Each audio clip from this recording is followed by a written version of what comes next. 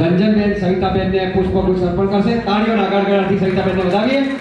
એમનું સ્વાગત અને સન્માન કરવા જઈ રહ્યું છે ત્યારે નારી શક્તિ હંમેશા અગ્રેસર રહી છે એવા સવિતાબેનને તાળીઓના ગડગડાટથી વધાવીએ.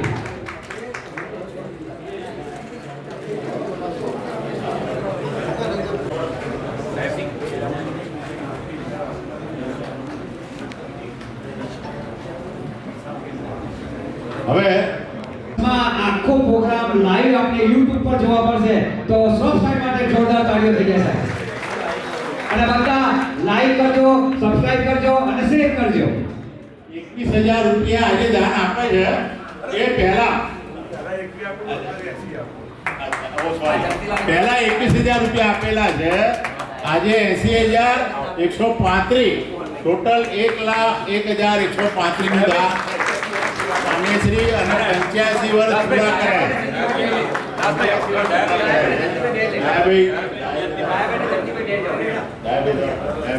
સાહેબશ્રીનું 1 લાખ રૂપિયા માન પ્રદાન માટે ફૂલ છડીથી એમનું સ્વાગત અને સન્માન કરશે શ્રી ડાયાભાઈ અને જંતીલાલ. હવે આપણે જેમને સાંભળવા એ ખૂબ લાવો છે અને સમારંભના ઉદ્ઘાટક શ્રી હવે જે લોકો 111 પૂનમભાઈ સોલંકી ન્યૂ સત્સંગ સોસાયટી રાણી ગામ ખાસા વિસનગર. અરે બીજા છે 11,111 ભદ્રેશભાઈ પૂનમભાઈ સોલંકી. બીજા છે 11,000 પંકજ કુમાર પ્રહલાદભાઈ પરમાર ગામ આડોર. 500 રૂપિયા પૂજાબેન સિંધુકી દિવાલ 14 ગંગા વિહાર સોસાયટી. પછી 500 રૂપિયા મફતલાલ ગણેશભાઈ રાણા ગામ તળેટીવાળા દૂરદર્શન સોસાયટી. સમાજને જે દાન આપ્યું એ બદલ આભાર. હવે વાચનાલયમાં યોગિતા દર્પણ 5 વર્ષ માટેનું લવાજમ આપું છું. એમનો પ્રહલાદભાઈ મફતલાલ મકવાણા શ્યામ સારથી એમનો આભાર માનું છે. Thank you very much.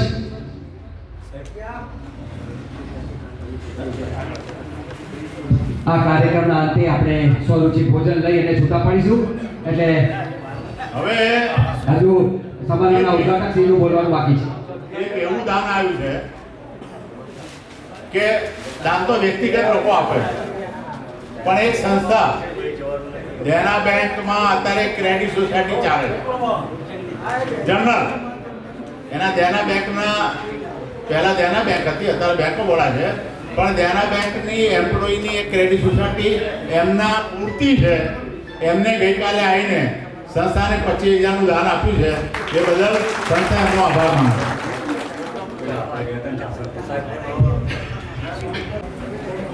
આ વાંચનાલય અને લાઇબ્રેરી ઉદ્ઘાટનના ઉદ્ઘાટક ને સાંભળવા આપ બધા શાંતિથી એમને સાંભળજો. એમને જે બોલેલા વાક્યો છે એનું મનોમંથન કરજો સાહેબ. અને પછી જીવનમાં ઉતારવા જેવી કોઈ વાત હોય તો ઉતારજો, તો એ હંમેશા સમાજને જ ફાયદો થશે. તો માનનીય હેમંતભાઈ શાહ સાહેબ એમના માટે મારે 2 શબ્દો કહેવા છે.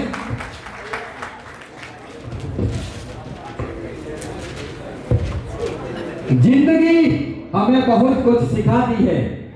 जिंदगी हमें बहुत कुछ सिखाती है. कभी हंसाती है तो कभी रुलाती है. पर जो हर हाल में शासर जैसे खुश रहते हैं, जिंदगी हेमंत शासर के सामने सर झुकाती है.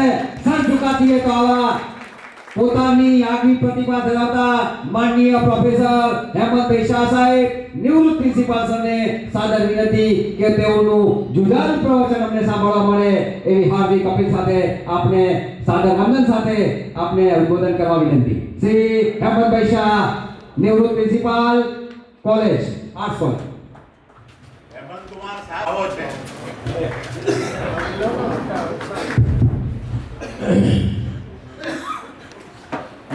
વણકર સેવા સંઘના વાચનાલયના ઉદ્ઘાટન પ્રસંગે મારી સાથે મંચ પર બિરાજમાન રમેશભાઈ સાહેબ, રાજેન્દ્રભાઈ સાહેબ, સતીશભાઈ સુતરિયા સાહેબ, સૌ મંચસ્થ મહાનુભાવો, મનુભાઈ પરમાર સાહેબ, આપ સૌ દાતાશ્રીઓ અને ભારતના નાગરિક ભાઈઓ અને બહેનો, સૌ પ્રથમ તો આપે મને અહીંયા આપની વચ્ચે નિમંત્ર્યો એ બદલ હું આપ સૌનો ખૂબ ખૂબ આભારી છું.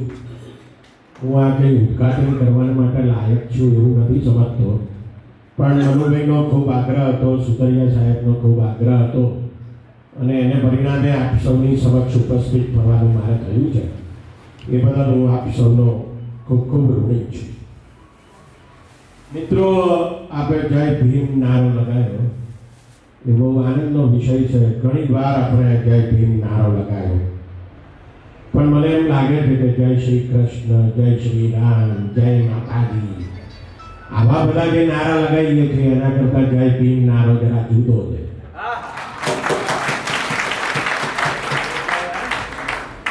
આજે જય શ્રી કૃષ્ણ અને જય માતાજીમાં ભક્તિ છે. જય શ્રી રામના નારામાં આજકાલ બીક લાગે છે અને જય ભીમ નારો છે તે અન્યાય સામેના પ્રતિકારનો નારો છે. આ અન્યાય સામેના પ્રતિકાર આપણે જાણવાની, સમજવાની મને લાગે છે કે બહુ જરૂર છે. આ હું એટલા માટે કહું છું કે 26 નવેમ્બર 1949ના રોજ બંધારણ ઘડાઈ ગયું, એનો સ્વીકાર થયો. એના આગલા દિવસે એટલે કે 25 નવેમ્બર 1949ના રોજ આંબેડકરે સંવિધાન સભામાં છેલ્લું ભાષણ આપ્યું અને આ છેલ્લા ભાષણમાં એમણે ઘણી બધી વાતો કરી હતી, પણ એમાંની એક વાત એમણે બહુ મહત્વની કરી હતી. આ વાક્ય હું તમારી સમક્ષ વાંચું છું. આ વાક્ય એ આંબેડકરની દૂરંદેશિતા બતાવે છે, કારણ કે લગભગ 75-76 વર્ષ પહેલા એમણે જે ભાગ્યું અથવા જે કલ્પના, એ કલ્પના આપણને આજે અત્યારે જાણે કે સાકાર થતી હોય ને એવું લાગે છે. એ ખરાબ રીતે સાકાર થતી હોય એવું લાગે છે. એટલે આ વાક્ય મને લાગે છે કે બહુ મહત્વનું છે. આંબેડકરે કહ્યું હતું, ભક્તિ અથવા જેને ભક્તિ માર્ગ કહેવામાં આવે છે તે કે વીર નાયક એટલે હીરો, વીર નાયકની પૂજા દુનિયાના કોઈ પણ દેશ કરતા ભારતના રાજકારણ અપ્રતિમ ભૂમિકા ભજવે છે. ધર્મમાં ભક્તિ એ આત્માની મુક્તિનો માર્ગ હોઈ શકે, પરંતુ રાજકારણમાં ભક્તિ અથવા વીર નાયકની પૂજા એ પતન અને છેવટે તાનાશાહીનો માર્ગ નિશ્ચિત બનાવે છે. 75 વર્ષ પહેલા આંબેડકરે આ કહ્યું સંવિધાન સભામાં કે રાજનેતાઓની ભક્તિ કરવાની નહીં. જો એ કરીએ તો તાનાશાહી ઘેર આવીને ઊભી રહે અને આપણને ખબર પણ ના પડે કે તાનાશાહી કેવી રીતે આવી, સંગત્યાશાહી કેવી રીતે આવી. એટલે મને લાગે છે કે આપણે બધા અત્યારે આખો સમાજ એ ઘણી બધી જાતની ભક્તિમાં પડ્યો છે. મને લાગે છે કે ભક્તિ છે તે માણસને અંધ બનાવે છે, બુદ્ધિને બાજુ પર મૂકી જાય છે. આપણે કોઈની પણ ભક્તિ, મંદિરમાં જઈને કોઈની પણ ભક્તિ કરીએ તો પછી મંદિરમાં તેની પણ ભક્તિ કરીએ છીએ, એ આપણને શું આપે છે નથી આપતા એના વિશે આપણે કોઈ દાડો કશી ચર્ચા વિચારણા કરતા નથી. બુદ્ધિ બાજુ પર મૂકીને જ ભક્તિ થાય. અને આંબેડકર ભક્તિના માણસ નહોતા. આ તમે બરાબર યાદ રાખો. આંબેડકરની પણ ભક્તિ કરવાની નહીં. કારણમાં ભક્તિ એ તાનાશાહી માર્ગ લઈ આવે છે. આંબેડકરની પણ ભક્તિ કરવાની જરૂર નથી. આંબેડકરે જે કહ્યું છે શિક્ષિત બનો, આંબેડકર કહ્યું છે કે સંગઠિત બનો, અને આંબેડકરે કહ્યું છે કે સંઘર્ષ કરો. એ માર્ગ આપણે બધાએ અપનાવવાની આવશ્યકતા છે. લીટી છે, થોડી લાંબી લીટી છે, એક જ લીટી છે. અને આ એક જ લીટીમાં આંબેડકર શું ઈચ્છતા હતા ને એ જમાનાના આપણા મહાન નેતાઓ શું ઈચ્છતા હતા એ લખેલું છે. આપણે ભારત શું કરવા બનાવ્યું? અત્યારે શું છે ભોજનમાં? મીઠાઈ છે કે નથી ને, પણ પૂરી શાક છે ને. આ પૂરી શાક ખાવા માટે આપણે ભારત નહોતું બનાવ્યું. શાને માટે આપણે ભારત બનાવ્યું એ મને લાગે છે કે આપણે બરાબર સમજવાની જરૂર છે. જુઓ તમે, આપણે ભારત બનાવ્યું ક્યારે? 26 જાન્યુઆરી 1950. એ દિવસે જે નકશો બન્યો, એ નકશો ભારતના 5000 વર્ષના ઇતિહાસમાં કદી હતો જ નહીં. બરાબર? તો આ નકશો બનાવ્યો શું કરવા? આ નકશો એટલા માટે બનાવ્યો આપણે કે આપણે કશું સારું ઈચ્છીએ છીએ. આપણે જે દેશમાં રહીએ છીએ એ દેશમાં આપણે કશું સારું ઈચ્છીએ છીએ માટે આપણે આ ભારત બનાવ્યું છે. બાકી તો પહેલા પણ લોકો જીવતા હતા, રાજાઓ હતા અને લોકો જીવતા હતા. આપણે ગુલામીમાં જીવતા હતા. ગુલામીમાં અંગ્રેજોનો રાજા હતો અને બાકીના 565 રાજવાડા આપણે ત્યાં હતા. આ બધા દેશોને આપણે ભેગા કરીને ભારત બનાવ્યું છે. એનો હેતુ, એનું ધ્યેય, એનો ઉદ્દેશ એ આપણે આ બંધારણમાં પહેલી લીટીમાં લખેલો. અને એમાં આપણે એમ લખ્યું છે કે આપણે સ્વતંત્રતા જોઈએ છે, આપણે સમાનતા જોઈએ છે, આપણે ન્યાય જોઈએ છે, આપણે બંધુતા જોઈએ છે, આપણે વ્યક્તિનું ગૌરવ જોઈએ છે અને એવા રાષ્ટ્રની એકતા અને અખંડતા જોઈએ છે. આ રાષ્ટ્ર શબ્દ છે ને છેલ્લે આવે છે આ લીટીમાં. પહેલા સ્વતંત્રતા, સમાનતા, ન્યાય, બંધુતા, વ્યક્તિનું ગૌરવ, આવું બધું આવે છે. રાષ્ટ્ર તો છેલ્લે છે. એનો અર્થ શું છે? એનો અર્થ એવો છે, હું ઘણી વાર કહેતો હોઉં છું, એનો અર્થ એવો છે કે આપણે બધાએ ક્યાં નક્કી કર્યું હતું કે આપણે ભારતમાં જન્મીએ? દુનિયાનો કોઈ માણસ એવું નક્કી કરે છે ખરો કે એને ક્યાં જન્મવું?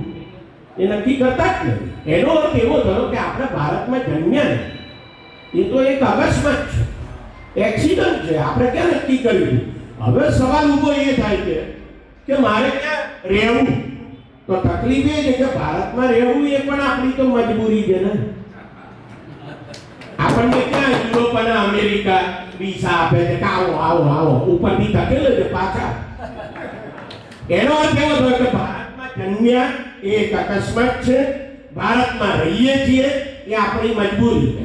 હવે આ જે અકસ્માત છે અને આ જે મજબૂરી છે એ સુખદ થાય, દુઃખદ ન થાય, એને માટે આપણે આ ભારત બનાવ્યું છે. આ વિચાર લઈને આંબેડકર ચાલ્યા અને એ જમાનાના જે 4 મહત્વના નેતાઓ, આંબેડકર સહિત આંબેડકર, ગાંધી, નહેરુ અને સરદાર, આ 4 યાદ રાખો, આ 4 વકીલો, આ 4 યુરોપ અને અમેરિકામાં ભણે અને આ 4 ત્યાં આગળ જે લોકશાહી જોઈ હતી, અનુભવી હતી, ત્યાં રહી ગયા. એવી લોકશાહી એ રાજાશાહી અને તાનાશાહી કરતા વધારે સારી વ્યવસ્થા છે એ સમજ્યા હતા. માટે આપણા ભારતના બંધારણમાં આપણે લોકશાહી લખ્યું છે અને લોકશાહીની વ્યવસ્થાઓ કરી છે. આ લોકશાહીને ટકાવવાને માટે આપણે બધા પ્રયત્નશીલ થઈએ એ મને લાગે છે કે બહુ વધારે બાબત છે. એનું કારણ એ છે કે અત્યારે લોકશાહીમાં ઘસારો થઈ રહ્યો છે. આ ઘસારો બહુ ધીમો છે, આપણને ખબર ના પડે એવો ઘસારો છે. લોકશાહીમાં ઘસારો થઈ રહ્યો છે અને આપણે ધીમે ધીમે ધીમે જાણે કે તાનાશાહી તરફ ઢળી રહ્યા હોઈએ એવા પ્રકારની પરિસ્થિતિ ઊભી થઈ રહી છે. હું તો ઘણી વાર કહી રહ્યો છું કે ભારત હવે કેવું બની રહ્યું છે તો કે ચાઇના વત્તા ચૂંટણી બરાબર ભારત, આવું એક સમીકરણ થઈ રહ્યું છે. આ બહુ ખતરનાક બાબત છે. ચાઇનામાં લોકશાહી નથી, બરાબર, અને ચાઇનાનો વિકાસ તો થયો છે, બહુ વિકાસ થયો છે એવું આપણે કહીએ છીએ.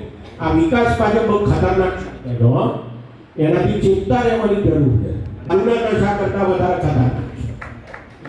આ તમને કહું, વિકાસ કોનો કરવાનો, ક્યારે કરવાનો, કેટલો કરવાનો, કોણ કરે, કેવી રીતે કરે, આ બધા સવાલો મહત્વના છે કે નહીં? તમારે મારો વિકાસ કરવો હોય તો મને પૂછવાનું કે નહીં? ના, હું તારો વિકાસ કરીશ. અરે પણ મને પૂછો તો ખરા કે મારો વિકાસ કરવો છે કે નહીં? પણ મને કોઈ પૂછતું નથી. હું ભારતનો નાગરિક છું, તમે બધા પણ ભારતના નાગરિક છો અને અહીંયાથી જરા સહેજ આમ આગળ ચાલો એટલે BRTS નામની વ્યવસ્થા છે. રસ્તાની વચ્ચે રસ્તો છે, એની વચ્ચે બસ સ્ટેન્ડ છે, 1.5 કરોડ રૂપિયાનું બસ સ્ટેન્ડ છે, 750 કરોડ રૂપિયા ખર્ચે અમદાવાદમાં BRTS થયું છે, બસ રેપિડ ટ્રાન્ઝિટ સિસ્ટમ, બરાબર. આજુબાજુ રસ્તો ભરચક, વચ્ચે રસ્તો ખાલી, બરાબર. હવે તમને ને મને કોઈએ પૂછ્યું ખરું પૈસા કોના છે? 750 કરોડ રૂપિયા આપણા જ. પણ આપણને કોઈ પૂછતું નથી કે આવું બનાવીએ કે ના બનાવીએ. એટલે હું તો ઘણી વાર આને બુદ્ધિ રહિત ટ્રાન્સપોર્ટ સિસ્ટમ કહું છું. આમાં બુદ્ધિ જ નથી વાપરી એવું મને લાગે છે. તો આ મારા અને તમારા માટે જે વિકાસ થઈ રહ્યો છે એમાં પાછું આપણને એમ જ કહેવામાં આવે છે કે અમારે તમારો વિકાસ કરવાનો. તમને સમજણ ના પડે દેશનો વિકાસ એટલે શું. બુલેટ ટ્રેન આવે એટલે દેશનો વિકાસ થાય, બરાબર. પણ જુંગલ ગામથી અડાલજ જવું હોય કે અડાલજથી કલોલ જવું હોય તો ભરચક વાનમાં જાઓ, 10ની સીટ હોય, 20 ભર્યા હોય, એવી બુલેટ ટ્રેન આ દેશમાં કેટલી ચાલે? એને વિકાસ કહેવાય કે ના કહેવાય? એવો વિકાસ આપણે જોઈએ છે કે નથી જોઈતો? આ બધા સવાલો મને લાગે છે કે બહુ મહત્વના છે અને એના વિશે આપણે વિચારવાની જરૂર છે. આ હું એટલા માટે કહી રહ્યો છું કે આંબેડકર સમાનતા ઈચ્છતા હતા, ગાંધી પણ સમાનતા ઈચ્છતા હતા. આપણે બધા અહીંયા મોટાભાગના દલિતો છો એટલે ખાસ કહું છું, આંબેડકર અને ગાંધી એકબીજાના વિરોધી નહોતા. એકબીજાને વિરોધમાં જોવાની જરૂર નથી, એકબીજાને સાથે જોવાની જરૂર છે. એટલા માટે કે ગાંધી પણ અન્યાયનો પ્રતિકારક છે, આંબેડકર પણ અન્યાયનો પ્રતિકારક છે, બંને અન્યાયનો પ્રતિકારક છે, બંને એક સાથે ન્યાયિક છે, બંને સમાનતાયિક છે. સવાલ એ છે કે આ સમાનતા, ન્યાય, સ્વતંત્રતા કેવી રીતે લાવવા એને વિશેની બંનેની વિભાવનામાં થોડો ઘણો તફાવત છે. આથી વિશેષ કશું નથી. આ ખ્યાલ સાથે આપણે આંબેડકરને સમજવાની આવશ્યકતા છે. મિત્રો, આપણે બધાએ એ વાતને આપણે મનમાં ગાંઠ વાળવી છે કે આપણા નાગરિક તરીકે આ દેશના વિકાસમાં આપણે ફાળો આપવાનો છે. એવું ઘણી વાર કહેવામાં આવે છે કે હિન્દુ સંસ્કૃતિ એટલે ફરજની સંસ્કૃતિ. ઘણી વાર તમે આ બધા જેને મનુવાદીઓ કહેવામાં આવે છે એ બધા આપણને એવું કહે કે હિન્દુ સંસ્કૃતિમાં અધિકારની વાત છે, ફરજની વાત છે. વાત સાચી, અધિકારની વાત નથી. અધિકારની વાત તો હમણાં છેલ્લા 400-500 વર્ષમાં યુરોપમાં ઔદ્યોગિક ક્રાંતિ શરૂ થઈ અને અધિકારનો ખ્યાલ આવ્યો. એ પહેલા અધિકારનો ખ્યાલ જ નહોતો, બરાબર. હવે સવાલ ઉભો એ થાય છે કે મારી તમારા પ્રત્યે ફરજ છે. વાત સાચી. માની લો કે મારું કોઈ કારખાનું છે અને એમાં 50 મજૂરો કામ કરે છે, તો મારી ફરજ છે ને કે સરકારે કાયદો કર્યો છે લઘુત્તમ વેતનનો કાયદો 1948. એ કાયદા મુજબ ગુજરાત સરકાર જે લઘુત્તમ વેતન નક્કી કરે છે એ મારે મારા 50 કામદારોને, મજૂરોને આપવાનું છે. આ મારી ફરજ છે કે નહીં? છે. પણ સવાલ ઉભો એ થાય છે કે જો હું એ ફરજ ના બજાવું તો પેલા મજૂરોએ પોતાનો અધિકાર માંગવાનો કે નહીં? એટલે આમાં છે ને આપણે ભ્રમમાં પડીએ છીએ. ફરજ બજાવો, ફરજ બજાવો, ફરજ બજાવો એવું આપણને કહેવામાં આવે છે. સવાલ ઉભો એ થાય છે કે જો ફરજ ના બજાવતા હોય તો આપણે આપણા અધિકાર માટે લડવાનું છે. અને આ અધિકાર માટે ક્યાં લડવાનું છે, કોની સામે લડવાનું છે? તો યાદ રાખો, 3 પ્રકારની સત્તા અત્યારે આપણી વચ્ચે મોજૂદ છે, એની સામે આપણે લડવાનું. એક ધર્મ સત્તા. આ ધર્મ સત્તા એટલે પેલા ધ, ધુ, પ, ભૂ 1008 છે બધા, એમની સામે લડવાનું.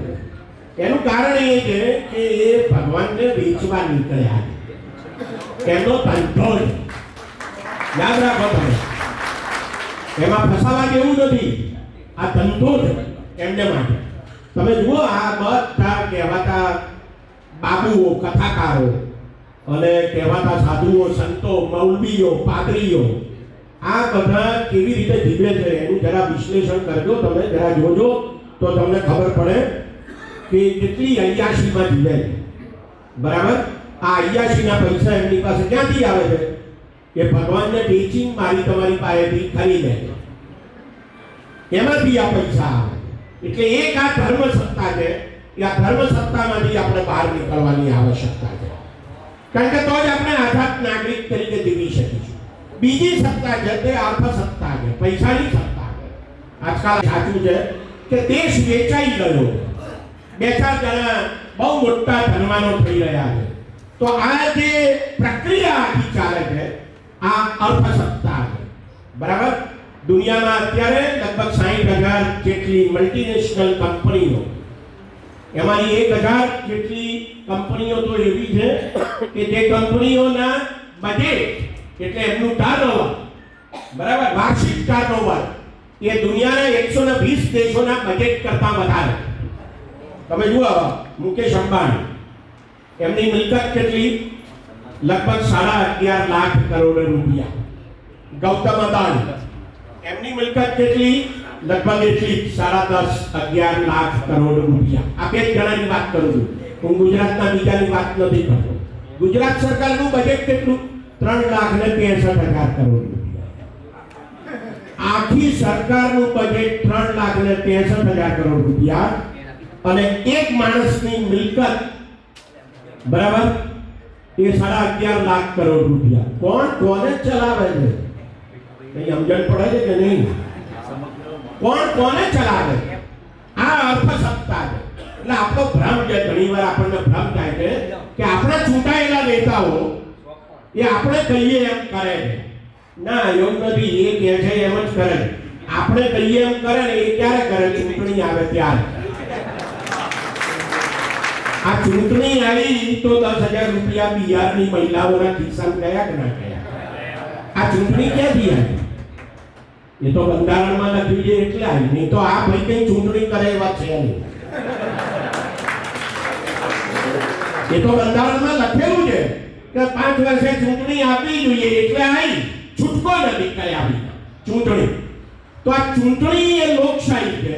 આ ચૂંટણી પેલા જે રાજ સત્તા ઉપર બેઠા છે એમને ફરજ પડે છે કે 5 વર્ષે તો જવાબ આપવો પડશે લોકોને, એટલે પેલા 10,000 રૂપિયા આવે. તો આ અર્થસત્તા છે. એક ઈસ્ટ ઇન્ડિયા કંપની આવી હતી, યાદ હશે તમને ઇતિહાસમાં. એક ઈસ્ટ ઇન્ડિયા કંપની હતી, અંગ્રેજોની કંપની, જહાંગીરના દરબારમાં ગઈ હતી ઈસવીસન 1600ની સાલમાં કે અમને વેપાર કરવાનો પરવાનો આપો. જહાંગીર રાજાએ પરવાનો આપ્યો અને આપણે ગુલામ થઈ ગયા. બરાબર? એક ઈસ્ટ ઇન્ડિયા કંપનીના કારણે આપણે ગુલામ થઈ ગયેલા. આજે ભારતમાં અત્યારે 5,400 જેટલી વિદેશી કંપનીઓ છે. શેર બજારમાં 11,200 કરતા વધારે વિદેશી કંપનીઓ રોકાણ કરે છે ભારતમાં. અને આપણે એમ સમજીએ છીએ કે આપણે આઝાદ છીએ. આ આઝાદી એ ભ્રમ છે. એક ઈસ્ટ ઇન્ડિયા કંપની જો આપણને ગુલામ બનાવી શકતી હોય તો આપણને આ 5,400 કંપનીઓ આઝાદ હોય ને આપણે આઝાદ છીએ એમ માનતા હોઈએ તો એનો અર્થ એવો થયો ને કે આપણે ભ્રમમાં જીવીએ. અને આ ભ્રમને કારણે આપણે 15 ઓગસ્ટે સલામી મારીએ, જનગણમન ગાઈએ, વંદે માતરમ ગાઈએ, 26 જાન્યુઆરી આવી રહી છે એ વખતે પણ આપણે એવું કરીશું. આ બધી વિધિઓમાંથી આપણે આપણી સ્વતંત્રતા શું છે એ સમજવાનું ભૂલી ગયા. અને એટલા માટે મને એવું લાગે છે કે આપણે આપણી આ સ્વતંત્રતાને યાદ રાખવાની આવશ્યકતા છે. જુઓ તમે બંધારણમાં આમુખના જે શબ્દો છે એને બરાબર સમજો, વાંચો અને સમજવાનો પ્રયત્ન કરો. એને માટે આ વાંચનાલય છે. મારી આપ સૌને વિનંતી છે, માત્ર તમારા સંતાનો કે સંતાનોના સંતાનો સરકારી પરીક્ષા આપવા માટે અહીંયા આવે અને એ જ વાંચે એમ નહીં. તમે બધા વાંચો. શું લખ્યું છે? શું શિક્ષિત બનો. આંબેડકરે કહ્યું હતું આ શિક્ષિત એટલે શું? 10મું 12મું પાસ કરી કોલેજ ગયા, MA થયા, MSc થયા એટલે પતી ગયું? શિક્ષણ ત્યાં પતી જાય છે? શિક્ષણ ત્યાં પતી નથી જતું. આ દેશમાં, આ દુનિયામાં શું વ્યવસ્થા ચાલે છે અને કેવી રીતે આ વ્યવસ્થા ચાલે છે એને સમજવું એટલે શિક્ષણ. અને એ જે સમજણ ઊભી થાય એમાંથી આપણને અન્યાય સામે પ્રતિકાર કરવાની તાકાત આવે ને સમજાય. તકલીફ એ થઈ ગઈ છે કે આપણે એવું સમજીએ છીએ કે આપણું ભણવાનું પૂરું થઈ ગયું છે કારણ કે વાર ધોળા થઈ ગયા. આપણે સતત ભણીએ, સતત આ વાંચનાલયનો ઉપયોગ કરીએ તો મને લાગે છે કે આપણે આંબેડકરને વધારે સારામાં સારી અંજલિ આપી ગણાશે. મિત્રો, આપણે લોકશાહી છીએ અને લોકશાહીનો અર્થ માત્ર ચૂંટણીઓ થતો નથી. લોકશાહીનો અર્થ એ પારદર્શિતા છે, એ ઉત્તરદાયિત્વ છે, એ સત્તાનું વિકેન્દ્રીકરણ છે, એ સહભાગિતા, બરાબર, એ માનવ અધિકારો અને એ કાયદાનું શાસન. આ કાયદાના શાસન વિના, માનવ અધિકારોના રક્ષણ વિના આપણે કોઈ દિવસ આપણી લોકશાહીને ટકાવી શકીશું.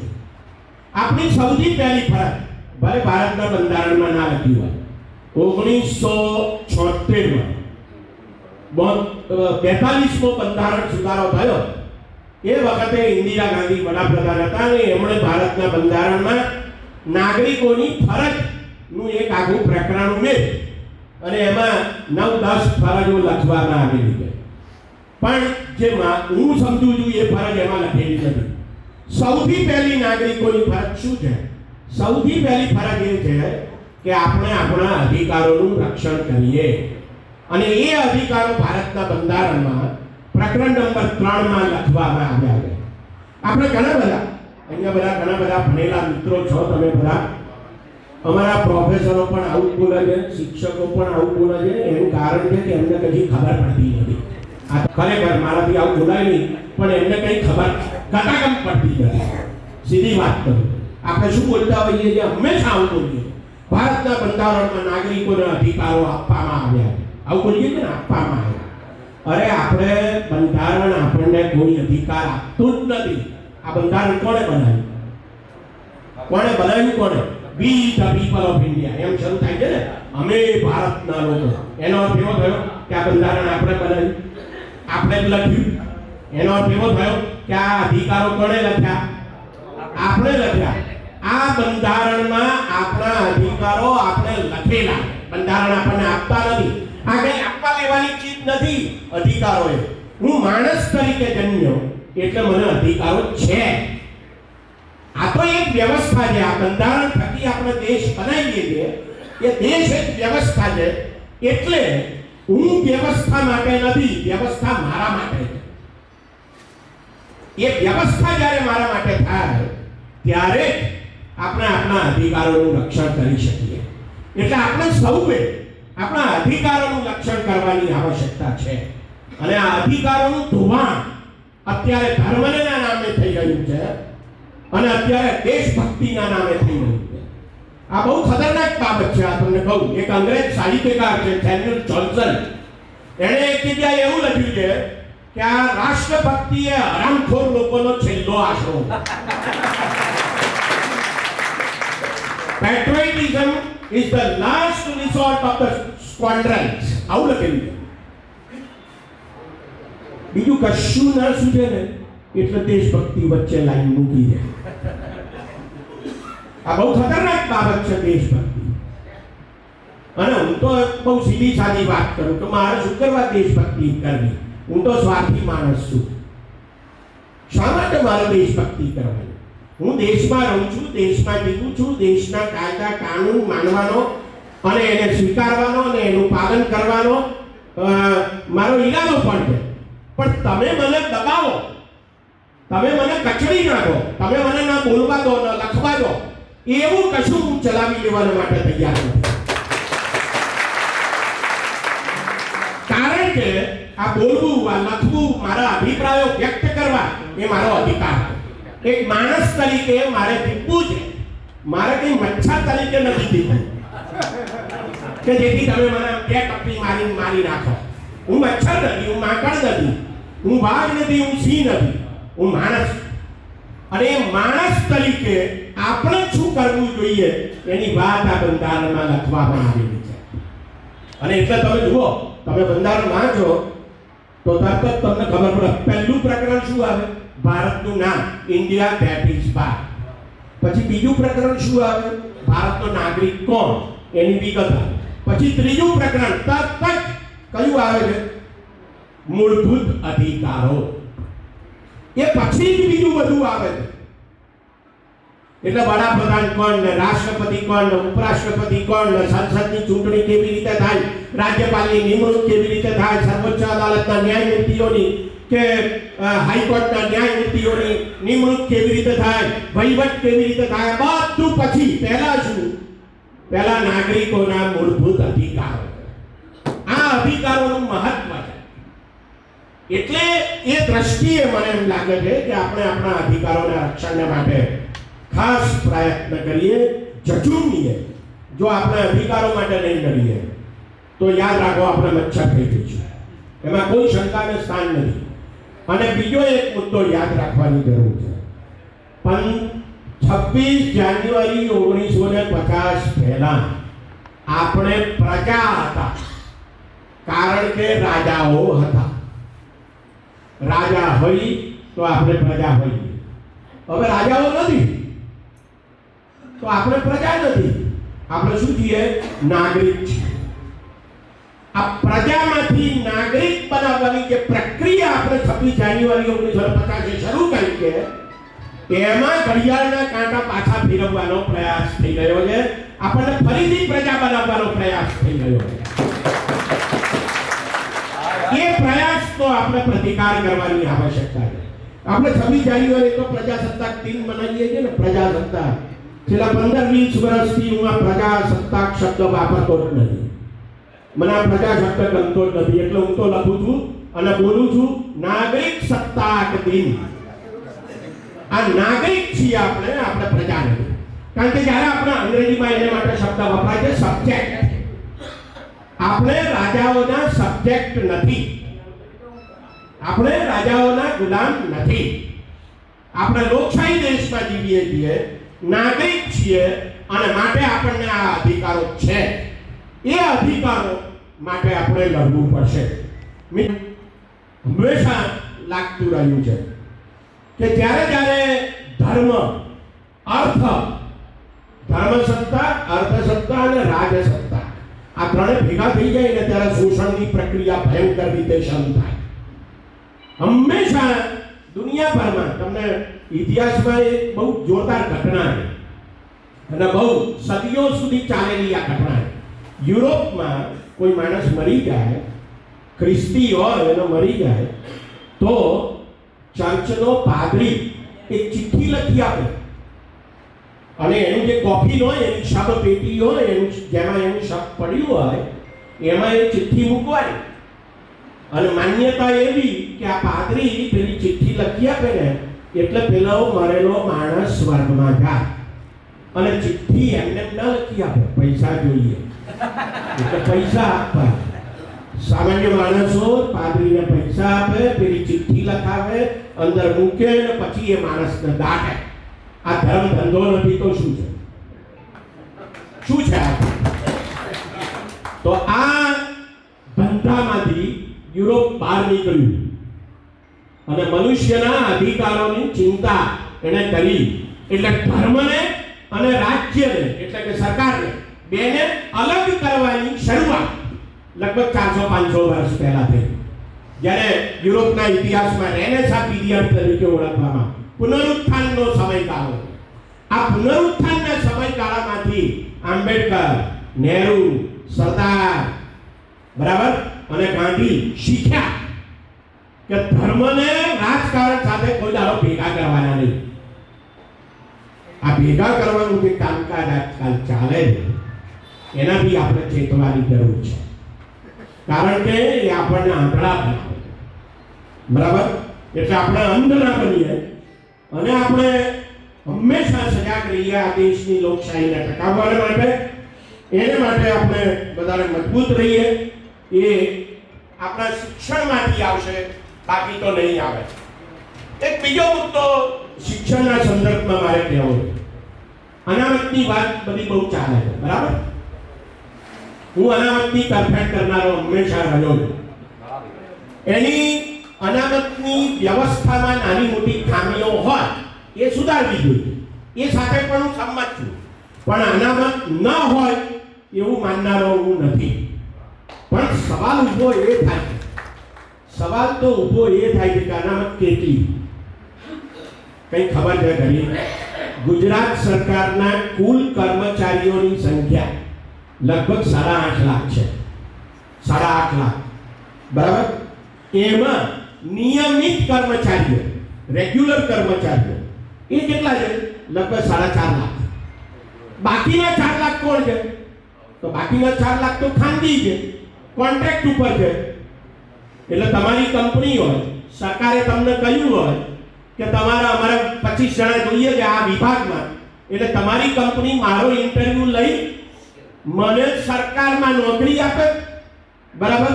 સરકાર મારો પગાર મને ના આપે, એમને આપે, એ પગાર મને આપે, મારે કામ કરવાની સરકારની ઓફિસમાં. આવો ધંધો ચાલે છે. હવે સવાલ તો એ થાય છે કે તમે જે અનામતની વાત કરો એ તો પેલા 4.5 લાખ કે જે નિયમિત કર્મચારીઓ છે એમાં છે.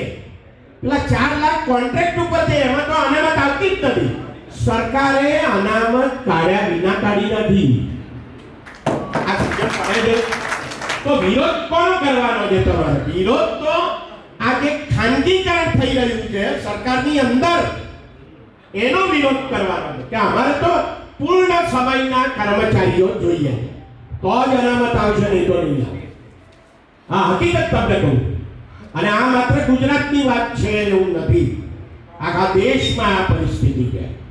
અને બીજી તરફ શિક્ષણનું ખાનગીકરણ બહુ મોટા પાયા પર થઈ રહ્યું છે. કોરોના હતો ત્યારે 2020માં ભારત સરકારે શિક્ષણ નીતિ જાહેર કરી. આ શિક્ષણ નીતિમાં લખેલું છે, શું લખેલું છે? કે જીડીપીના, દેશની જીડીપીના 6% જેટલું ખર્ચ એ શિક્ષણ પાછળ સરકારો કરે. આ 2020માં 2020 જૂન જુલાઈ કેટલા બજેટ આવી ગયા? 2021 22 23 24 25 26 5 બજેટ આવ્યા. ગુજરાત સરકાર કેટલું બજેટ ખર્ચે છે? જીડીપીના, ગુજરાતની જીડીપીના 1.5% કરતા ઓછું. નીતિ શું કહે છે? 6%. બરાબર? તમે જુઓ કે જેટલી યુનિવર્સિટીઓ ઊભી થઈ છે છેલ્લા 2001 પછી લગભગ 25 વર્ષમાં, એમાંની મોટા ભાગની યુનિવર્સિટીઓ એ ખાનગી યુનિવર્સિટીઓ છે. સરકારી યુનિવર્સિટીઓના ટુકડા થયા. ગુજરાત યુનિવર્સિટીમાંથી ગોવિંદ ગુરુ યુનિવર્સિટી થઈ, બીજી ઘણી બધી કચ્છની યુનિવર્સિટી થઈ, ઘણી બધી કોલેજો બીજી યુનિવર્સિટીઓમાં જતી રહી, બરાબર? પણ અધ્યાપકો નથી, શિક્ષકો શાળાઓમાં નથી. અને એમ કહેવામાં આવે છે કે ગુજરાતનું શિક્ષણ અદ્ભુત છે, ગુજરાત વાઇબ્રન્ટ છે, બરાબર? મને એટલે વાત યાદ આવે છે, એટલે ખાસ કહું, હું છોટાઉદેપુર ગયો હતો. છોટાઉદેપુરના સુપ્રિન્ટેન્ડન્ટ ઓફ પોલીસ અમારા વિદ્યાર્થી, એટલે એમણે પેલો પોલીસમાં એક સેતુ કાર્યક્રમ હતો, એમાં મને બોલાવ્યો હતો. એટલે હું ત્યાં ભાષણ આપવા ગયેલો. એ ભાષણ પતી પછી એક બેન મારી પાસે આવ્યા, એ જીપીએસસીની પરીક્ષાની તૈયારી કરતા હતા. મને 2-3 સવાલો પૂછ્યા, મેં એમને એમના જવાબો આપ્યા. પછી મેં એમને પૂછ્યું કે બેન તમે ક્યાંથી આવો છો? એટલે એમણે કીધું કે હું તો ગાંધીનગરની છું, પણ અહીંયા મારી સર્વિસ લાગી છે, વિદ્યા સહાયક છું. એટલે છોટાઉદેપુરથી નજીક 8 કિલોમીટર દૂર એક ગામ છે, એમાં એ શિક્ષિકા તરીકે જોડાયા. એટલે મેં એમને પૂછ્યું કે 8 ધોરણની શાળા છે? તો કે હા. મેં કીધું 8 ઓરડા છે? તો કે હા. મેં કીધું 8 બ્લેકબોર્ડ છે? તો કે હા. અરે સાહેબ અમારે 10 કોમ્પ્યુટર પણ છે, એમણે સામે દીધું. એટલે પછી મેં એમને પૂછ્યું 8 શિક્ષકો છે? તો કે ના, શિક્ષક નથી, શિક્ષક કે જ છે, હું અને એક બીજા ભાઈ. તો મેં કીધું 8 ધોરણના બાળકોને તમે ભેગા કરી ભણાવો છો? તો કે હા. એટલે મેં કીધું કેવી રીતે ભેગા કરી ભણાવો? સાહેબ બીજું ત્રીજું ભેગા કરીએ, ચોથું પાંચમું ભેગા કરીએ, છઠ્ઠું સાતમું આઠમું ભેગા કરીએ ભણાવી. હવે હું છે ને 40 વર્ષ શિક્ષક રહ્યો, પત્રકાર હતો 14 વર્ષ, પણ એ વખતે હું શિક્ષણ આપવાનું કામ તો કરતો હતો. 40 વર્ષ શિક્ષક રહ્યો છું. મને એ નથી સમજાતું કે 2 ધોરણના છોકરાને ભેગા કરીને ભણાવાય કેવી રીતે. મને નથી સમજાતું. આજે ગુજરાતની શાળાઓમાં, સરકારી શાળાઓમાં 40,000 જેટલા શિક્ષકોની ખોટ. અધ્યાપકોની તો વાત જ ના કરે. મને એક બીજો પ્રસંગ યાદ આવે છે, અદ્ભુત પ્રસંગ યાદ સાંભળવા જેવો છે. મને એક આદિવાસી વિસ્તારની કોલેજમાં, હું નામ નહીં આપું કારણ કે એ પ્રોફેસર ગભરાય છે પાછા. એટલે એ આદિવાસી વિસ્તારની કોલેજમાં મને ભાષણ આપવા બોલાવ્યો. મને કે સાહેબ તમે પર્યાવરણ વિશે ભાષણ આપવા આવો. મેં કીધું કે મારો વિષય તો ઇકોનોમિક્સ છે, મારે ક્યાં પર્યાવરણ વિશે ભાષણ આપવાનું. ના ના સાહેબ, તમે પર્યાવરણ ઉપર પુસ્તક લખ્યું મને ખબર છે, એટલે તમે ભાષણ આપવા આવો. મેં કીધું સારું. હવે હું ભાષણ આપવા ગયો એ આદિવાસી વિસ્તારની કોલેજમાં. નીચે બેઠા હતા કોલેજમાં પ્રિન્સિપાલની કેબિનમાં. પછી કે સાહેબ આપણે ઉપર જઈએ, હવે ભાષણ ત્યાં છે, આપણે ત્યાં વ્યવસ્થા છે. મેં કીધું સારું. અમે ઉપર ગયા અને આમ 2 ટેબલ હતા. અહીંયા એક ખુરશી, અહીંયા એક ખુરશી, અહીંયા એક ખુરશી. અહીંયા પ્રિન્સિપાલ બેઠા, અહીંયા હું બેઠો, અહીંયા પેલા મને નિમંત્રણ આપનારા અધ્યાપક બેઠા. સામે એક લોબી હતી, એ લોબીમાં વિદ્યાર્થીઓ બેઠેલા પલાઠીવાળી. આ બાજુ એક બીજી લોબી હતી, એમાં વિદ્યાર્થીઓ બેઠેલા. આ બાજુ એક ત્રીજી લોબી હતી, એમાં વિદ્યાર્થીઓ બેઠેલા. બેઠેલા વિદ્યાર્થીઓની સંખ્યા લગભગ 700 જેટલા હશે. એટલે મેં પેલા મારા પ્રોફેસરને પૂછ્યું, મેં કીધું આટલી બધી સંખ્યા? સાહેબ આ બાજુ એક રૂમ છે ને ઊંઘા, એમાંય વિદ્યાર્થીઓ બેઠા છે. આ બાજુ એક રૂમ છે, એમાંય વિદ્યાર્થીઓ બેઠા છે. વિદ્યાર્થીઓ ના મને જુએ ના હું એમને જોઉં, એવી રીતે 100 બેઠે. બરાબર. મારું ભાષણ ચાલ્યું. 1 કલાક સુધી ભાષણ આપ્યું. પર્યાવરણ છે, છોકરાઓને ગમ્યું, તાળીઓ પાડી, પ્રોફેસરોએ તાળીઓ પાડી. પછી પ્રિન્સિપાલ ઊભા થયા અને સાહેબે મારો આભાર માન્યો કે છેક અમદાવાદથી તમે આટલા બધો પ્રવાસ કરીને આવ્યા છો વગેરે. પછી પેલો મારો મિત્ર પ્રોફેસર ઊભો થાય છે અને કહે છે, આ કાગળ અહીંયા ફરે છે, તમારા નામ અને નંબર એમાં લખેલા છે, તમે બધા એની બાજુમાં સહી કરી દેજો. આ પર્યાવરણ વિષય પૂરો થયો અને પરીક્ષા પણ પૂરી થઈ. આ વાઇબ્રન્ટ ગુજરાતનું શિક્ષણ આવી રીતે ચાલે છે. હવે એમ અભિનંદન આપું છું અને આપ સૌ આ વાંચનાલયનો ઉપયોગ કરો. માત્ર સ્પર્ધાત્મક પરીક્ષાઓના પુસ્તકોને પણ વાચનક્ષમ પુસ્તકો અહીંયા રાખો, વિચાર પ્રધાન પુસ્તકો રાખો અને એ પુસ્તકો વંચાય. આ જગ્યાનો ઉપયોગ માત્ર લગ્નો માટે ના થાય, બેસણા માટે ના થાય. અને બીજી ખાસ ટ્રસ્ટીઓને વિનંતી કે વિદ્યાર્થીઓ વાંચતા હોય ત્યાં ઢોલ નગારા વાગ્યા કરે એવું ના થાય, એની ખાસ કાળજી રાખો.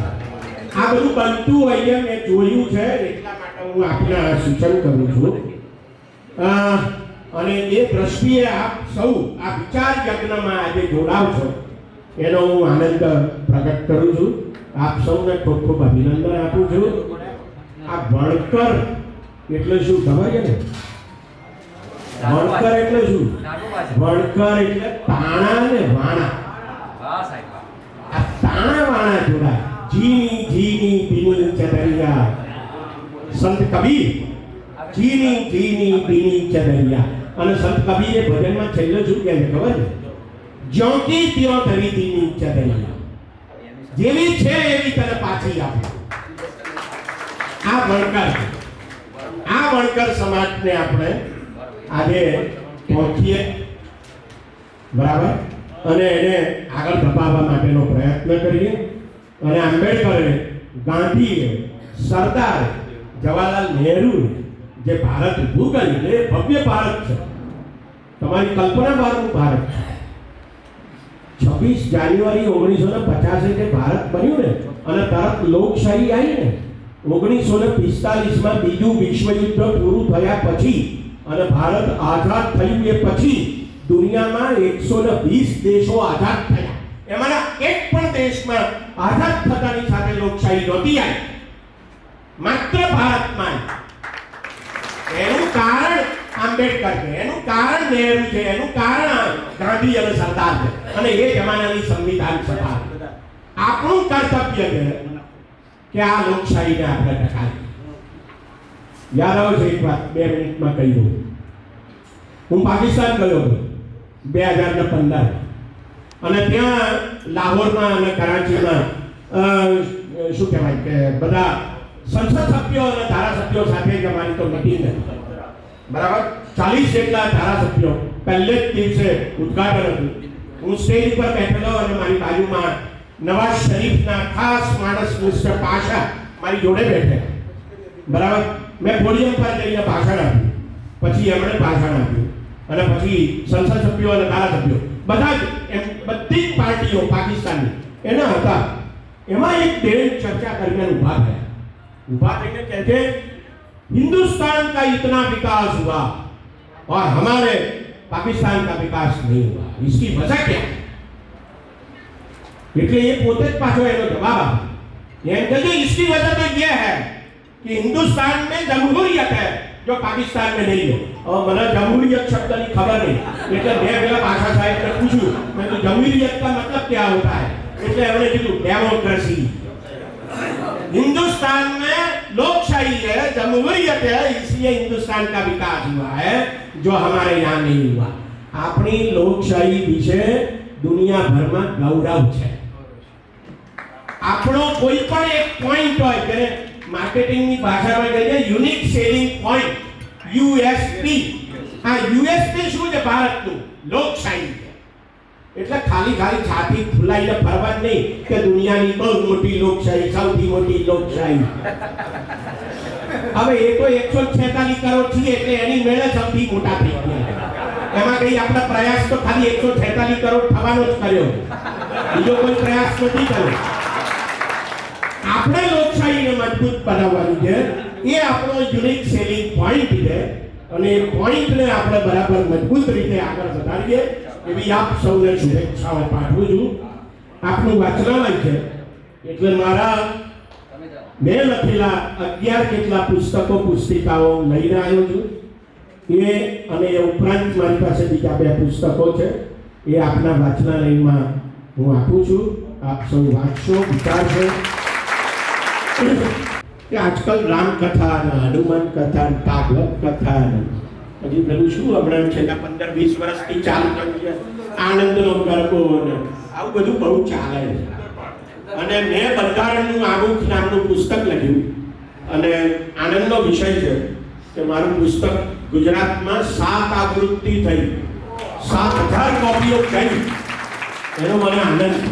બરાબર આમુખમાં 11 શબ્દો લખ્યા.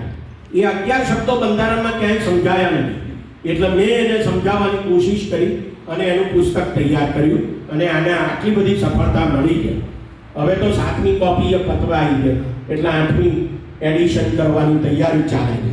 બરાબર આ બંધારણના સંદર્ભમાં મને આ કથાઓના સંદર્ભમાં એવો વિચાર આવ્યો છે કે 26 જાન્યુઆરી 2026ના રોજ એક બંધારણ કથા કરવી. આ બંધારણ કથા હું કરવા જઈ રહ્યો છું. 26 જાન્યુઆરીના રોજ 2.5 કલાકનો કાર્યક્રમ હશે. કાર્યક્રમનું સ્થળ અને સમય હજુ નક્કી કરવાના બાકી છે. હું મનુભાઈ સાહેબને જણાવીશ. મનુભાઈ સાહેબ તમને બધાને જણાવશે. આપ સૌને એ કાર્યક્રમમાં પધારવા માટે આગોતરું નિમંત્રણ આપીશું. આપ સૌનો ખૂબ ખૂબ આભાર. जुझारू प्रवचन माटे साहेब के चढ़ावे से बाबा लग्जरी कार तक ले सकता है समझने के लिए इशारा ही काफी है, इशारा ही काफी है. आज ना जुझारू प्रवचन माटे प्रोफेसर हेमंत कुमार शाहनो हृदयपूर्वक एक बात भूली गयो. सफदर हाशमी કરીને એક બહુ જાણીતા કવિ છે. એમણે એક પુસ્તકો વિશે કવિતા લખી છે એ હું લઈને આવ્યો હતો પણ રહી ગઈ. વાંચી લો. બહુ નાનકડી કવિતા છે.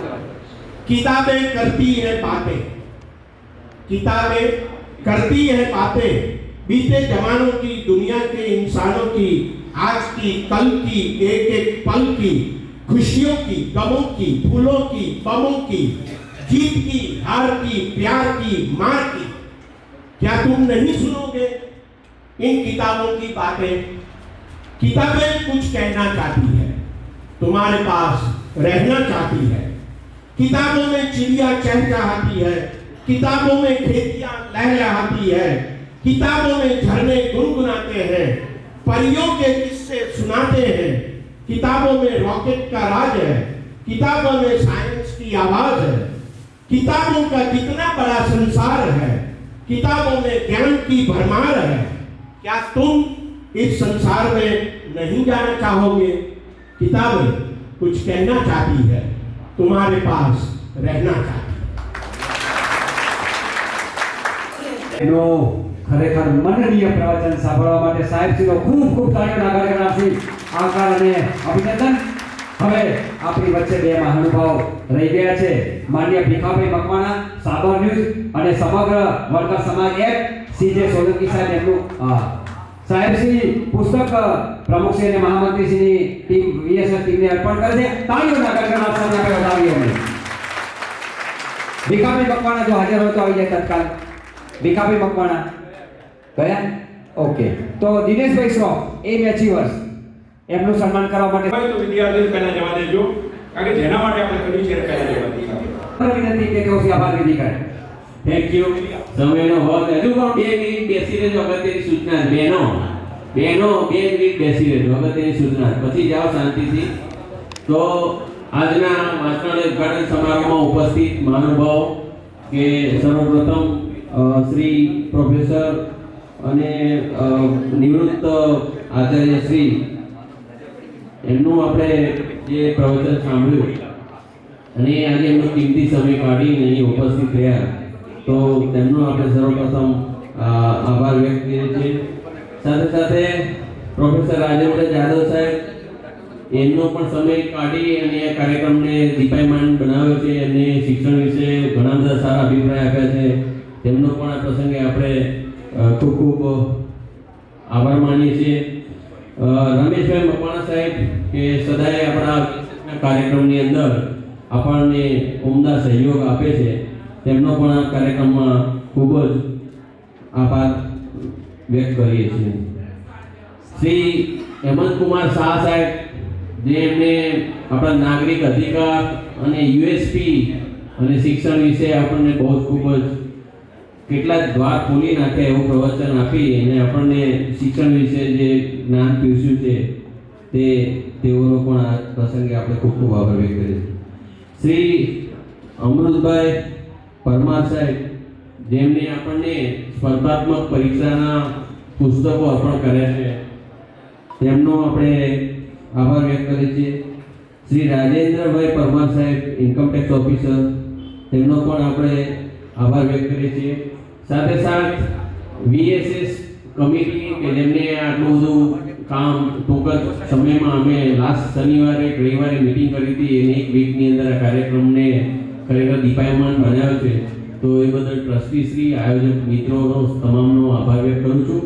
અને સર્વ કાર્યક્રમને સફળ બનાવવા માટે ખાસ કરીને જે ચાંદખેડાના રહેવાસીઓ, ટ્રસ્ટીઓ, દાતાશ્રીઓ અને આપશ્રી ઉપસ્થિત રહ્યા એના લીધે આ કાર્યક્રમ ખૂબ જ સફળ થયો, તો આપ સૌનો આ કાર્યક્રમમાં ખૂબ જ આભાર વ્યક્ત કરે છે। આજે એક આ કાર્યક્રમ સફળ તો થઈ ગયો આપની ઉપસ્થિતિના કારણે, વાંચનાલયનું આજે ઉદ્ઘાટન પણ સફળ થઈ જશે। એક વસ્તુ હમણાં જ મને વોટ્સએપમાં મળી, ખાલી તમને જણાવવા માંગુ છું કે પાટીદાર સમાજનું જે ભવન છે એમાં 400 છોકરાઓને એ લોકોએ ગ્રામ્ય કક્ષાએથી પસંદ કરી અને પ્રવેશ આપ્યો હતો। 3 મહિનાની ટ્રેનિંગ આપી હતી 400 વિદ્યાર્થીઓ ગ્રામ્ય કક્ષાના, અને 400 વિદ્યાર્થીઓ પૈકી 283 વિદ્યાર્થીઓ લોકસેવા અને આ પોલીસની ભરતી વિજેતામાં ઉત્તીર્ણ થયા। એટલે હવે આપણે છે ને, તમે જે લોકો ઉપસ્થિત રહ્યા છો, તો ચાંદખેડાના વિદ્યાર્થી બંધુ આટલી સંખ્યામાં અમારું ભવન ભરાઈ જાય, ઉભરાઈ જાય, વેઇટિંગ લિસ્ટ બનાવવું પડે એવો તમે પ્રચાર કરજો। અને એટલા બધા વિદ્યાર્થી ભાઈઓ અને બહેનોને મોકલશો તો જ ખરેખર આ જ્ઞાન ભવનનો આપણો સાચો ઉપયોગ થશે એવું અમે માનીશું. આટલી સંખ્યામાં તમે પ્રચાર કરશો. જે પણ વિદ્યાર્થી મિત્રો ઘરે બેસી રહ્યા હોય, ગ્રેજ્યુએટ થયા હોય, બહારનું પાસ હોય, એ બધા વિદ્યાર્થીઓ આ વાંચનાલયનો ભરપૂર ઉપયોગ કરે એવી અમે અપેક્ષા રાખીએ છીએ. Thank you all. જય ભીમ.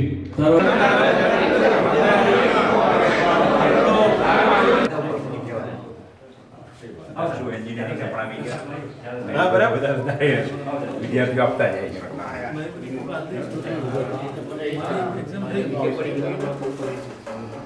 કાલે લાઇબ્રેરીમાં રહેલા અમે. અચ્છા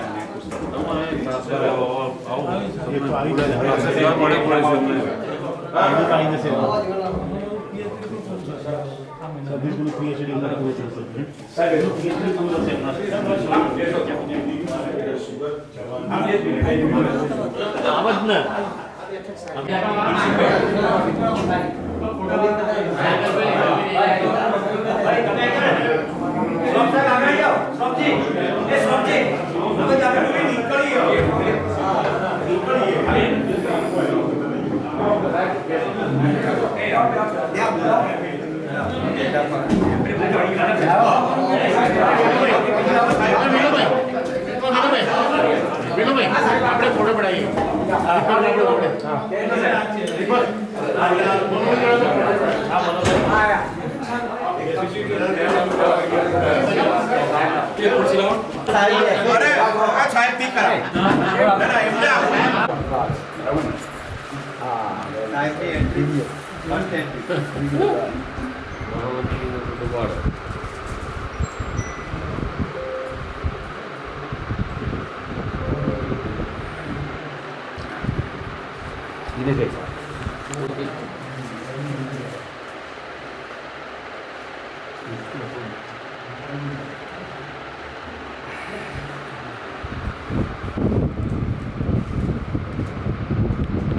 ટાઈમ થઈ જાય એટલે થોડું લેવું પડે એને પછી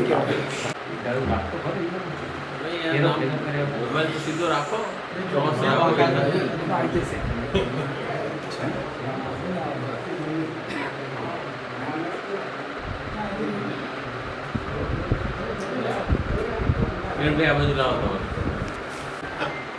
ઘણું મોટું કામ કહેવાય.